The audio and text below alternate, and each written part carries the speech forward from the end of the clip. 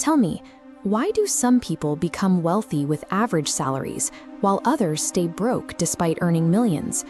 We are taught to treat finance like a hard science. We assume that if you input logical numbers, you get guaranteed returns.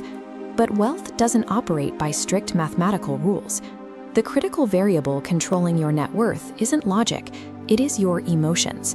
A disciplined amateur who controls their impulses will easily outperform a brilliant Ivy League graduate who acts on fear or greed. Success in finance shares almost no DNA with raw intelligence. It is a soft skill. If your psychological framing is flawed, all the genius in the world won't save you. Earning money demands hard skills and calculation. Keeping it demands psychological restraint. You have to actively fight your own ego. Consider the man in the car illusion. When you see someone driving a six-figure sports car, you rarely admire the driver. You picture yourself in the driver's seat. The paradox is that the owner bought the car to be admired, yet everyone ignores them entirely. Our modern economy is incredibly efficient at doing two things simultaneously: generating wealth and manufacturing mass envy. This chart shows exactly how lifestyle inflation destroys wealth. Income climbs steadily, but expectations rise at a sharper angle. Eventually, expectations overtake income entirely. This widening gap creates permanent dissatisfaction. You make more money than ever, yet remain completely financially fragile. Until you can define what enough means for you, you will remain perpetually broke in your mindset, regardless of your actual salary. Now look at the traditional arena of wealth building. The stock market is framed as a complex, intimidating theater meant only for professionals. Human brains evolved to understand linear progression: 1, 2, 3, 4. So when compounding kicks in and those late-stage exponential returns multiply rapidly, our instincts reject the math as impossible. That misunderstanding ruins portfolios.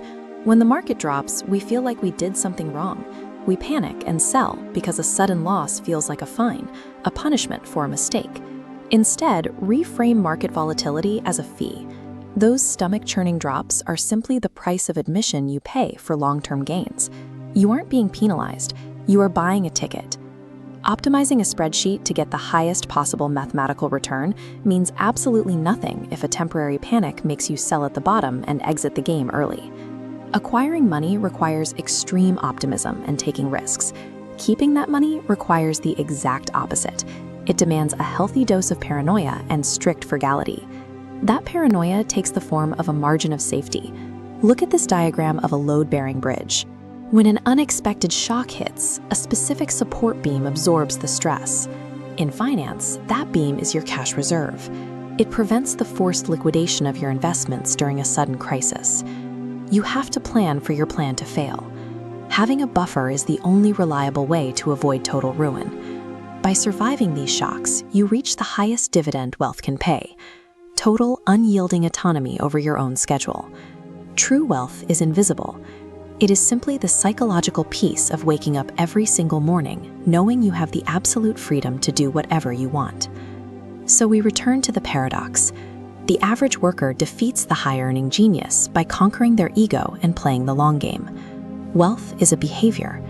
To start changing that behavior today, step 1 is to automate your investments immediately.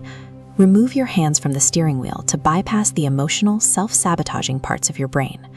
Step 2, calculate your exact target. Figure out your specific number so you can permanently freeze the moving goalpost. Step 3, audit your last 5 major purchases. Be completely honest with yourself. Did you buy them for true utility, or were you merely signaling your status to people who aren't paying attention anyway? The ability to manage your own mind often counts for more than a Wall Street pedigree. Which lesson changed the way you think about money? Comment below with one financial habit you'll start today. Subscribe to Mindverse for more original book-inspired ideas that can change your life.